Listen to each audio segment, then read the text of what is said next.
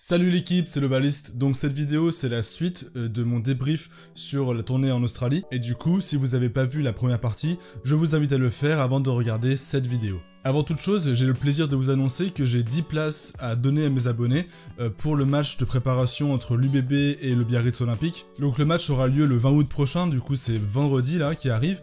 Et ça aura lieu du coup au stadium de Villeneuve-d'Ascq, près de Lille. Et du coup, s'il y en a que ça intéresse, rendez-vous en fin de vidéo parce que je vais vous faire gagner 10 places pour ce match. Bon du coup, cette deuxième partie, elle vise à faire le bilan de la tournée. Donc d'abord, j'aimerais parler des joueurs qui m'ont marqué durant cette aventure australienne. Alors globalement, je trouve que tous les joueurs qui avaient déjà goûté à la sélection, les joueurs qui sont dans le groupe depuis quelques temps, ont dans l'ensemble donné plutôt satisfaction. Donc les Woki, Tao, Villiers, etc. J'avais d'ailleurs fait un petit sondage pour vous demander qui selon vous était le joueur de la tournée, et vous avez été très nombreux à répondre, plus de 1500, c'est énorme, et aussi du coup merci à tous ceux qui ont pris le temps de me répondre en commentaire, franchement c'est grave cool de votre part. Perso, j'ai été particulièrement impressionné par le travail accompli par Woki, Danti, Jelonche et Vincent, qui ont fait montre, je trouve, d'une intensité incroyable, ils ont été irréprochables, et plus que ça, j'ai trouvé que c'était de vrais patrons, c'est des mecs qui se sont comportés comme s'ils avaient 50-60 sélections. J'ai aussi beaucoup aimé le travail accompli par Romain Taofifenua, dans la dimension physique, il a été vraiment majestueux, il a passé son temps à retourner de l'Australien, donc c'est des joueurs qui, je trouve, ont montré qu'ils pouvaient parfaitement figurer dans l'équipe titulaire type. Et en parallèle, des joueurs qui faisaient leur premier pas en bleu ont aussi plutôt bien répondu présent, donc par exemple Gaëtan Barlow, que j'ai trouvé très efficace, surtout dans le jeu auprès, il a été très précieux dans l'axe pour relayer les ballons, pour les remonter et aller repartir à l'assaut des Australiens. Par contre, faut le souligner, on a eu beaucoup de problèmes en touche, mais là, j'en parlais en commentaire, on a souvent tendance à blâmer le talonneur lorsqu'il y a des problèmes en touche, mais en fait, c'est pas forcément si clair que ça, parce que des fois, il y a aussi des problèmes de lifter, il y a des problèmes de sauteur qui sautent pas dans le bon timing.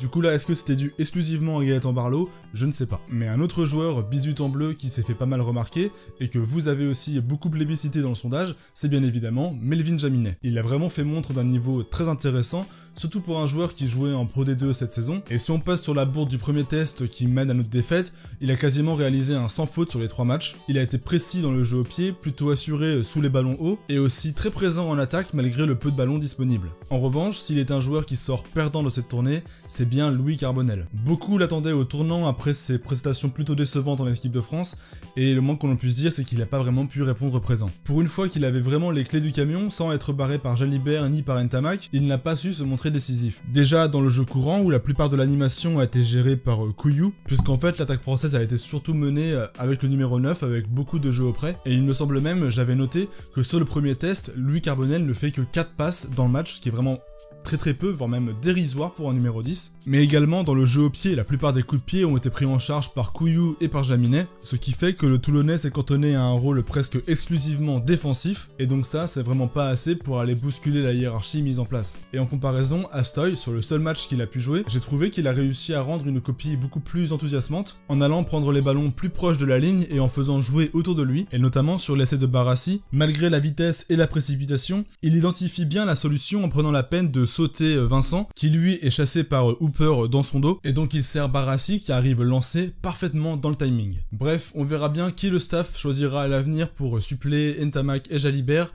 mais pas sûr que Carbonel soit toujours dans le coup. Sinon, globalement, sur la tournée, j'ai vraiment apprécié l'application et l'implication de tout le groupe France. Malgré le contexte particulier, tous les joueurs se sont mis au diapason pour l'équipe, et ça sans tricher, ce qui leur a permis d'afficher une réelle capacité à rivaliser avec les Australiens. Et notamment au niveau du combat, j'ai trouvé l'état d'esprit irréprochable, avec une réelle volonté de rendre coup pour coup aux Wallabies. Et la fin du deuxième test en est emblématique, avec d'abord la mêlée qui est gagnée sur la poussée. Ça franchement c'était incroyable, c'était vraiment proche de l'orgasme pour moi. Et le grattage de Macalou qui suit derrière, mais là...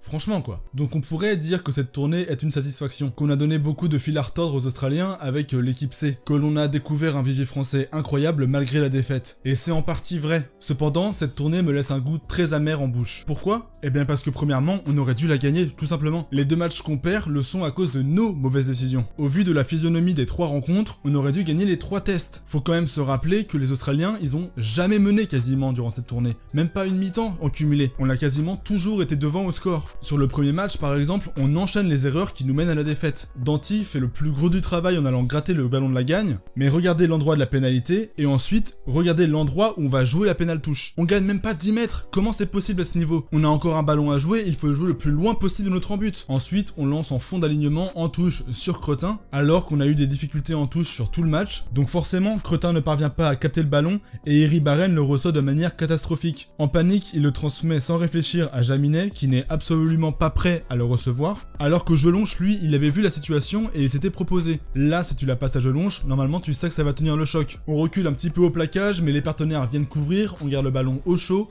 on se réorganise, on tape en touche, on gagne le match. Mais là, non, Iribarren il passe un ballon empoisonné au plus frais de l'équipe qui vient juste de monter de Pro D2 et qui donc, sous l'effet de la surprise, la balance à Penaud dans la panique quoi. Et là ça me rappelle un dicton que me disaient les entraîneurs à l'école de rugby, passe de merde appelle passe de merde. Si tu fais une passe pourrie, ton partenaire fera une passe pourrie aussi. Et pareil pour le troisième test, alors qu'on avait presque assommé les Wallabies avec notre super BC du bout du monde, au lieu de gérer le match pour le gagner et d'assurer l'essentiel, on s'est emballé, on a voulu réitérer l'exploit en continuant à attaquer de nos 22. Par 2 fois, alors qu'on est dans nos 22, on a voulu jouer à la main au lieu de se dégager correctement. Et par 2 fois, on a perdu le ballon dans notre camp et les Wallabies ont pu reprendre des points. Et sur la pénalité finale, celle qui peut nous permettre de remporter le match, là encore on tape une toute petite pénale touche. Alors je sais que dans ces conditions, faut jouer la sécurité, faut éviter que le ballon parte en ballon mort, etc.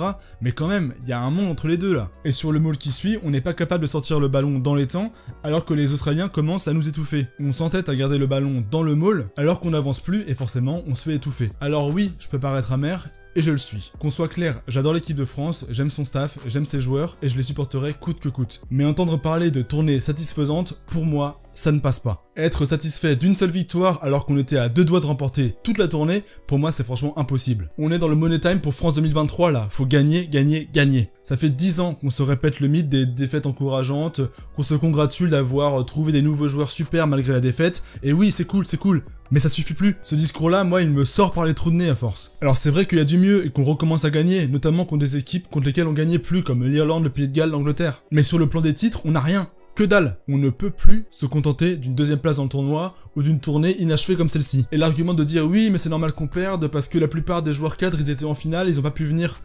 Ça en est pas un. C'en est pas un. Justement, ça montre à quel point le rugby français a un problème. Comment on peut espérer gagner une Coupe du Monde quand l'équipe de France n'est pas la priorité, avec un top 14 qui essore les joueurs jusqu'à la dernière goutte. C'est quand même malheureux de devoir en arriver là, de devoir jouer avec une équipe C. On est quand même la seule équipe au monde à faire ça, et on passe toujours pour des cons. C'est pas comme ça qu'on va gagner une Coupe du Monde et on peut pas se satisfaire de ce bilan. Moi je veux plus, je veux qu'on gagne les tournées, je veux qu'on gagne les tournois, je veux qu'on gagne tout court, peu importe la manière. Il faut tuer les matchs quand on en a l'occasion. Moi j'en ai marre de vivre en éteignant la télé et en me disant bon malgré la défaite on a quand même bien rivalisé, c'était chouette. Non. Non, ça passe plus ça. En tant que supporter, je suis exigeant avec l'équipe de France parce que je sais qu'elle est capable de beaucoup plus. Et elle nous le montre à tous les matchs. Son pire adversaire, c'est pas celui qui est en face, c'est elle-même. C'est sa capacité à faire les bons choix au bon moment et à rester concentré jusqu'au bout qui lui fait défaut. Donc voilà, allez les Bleus, je vous aime, je continuerai toujours à vous supporter malgré la défaite et j'ai hâte de vous voir jouer à nouveau.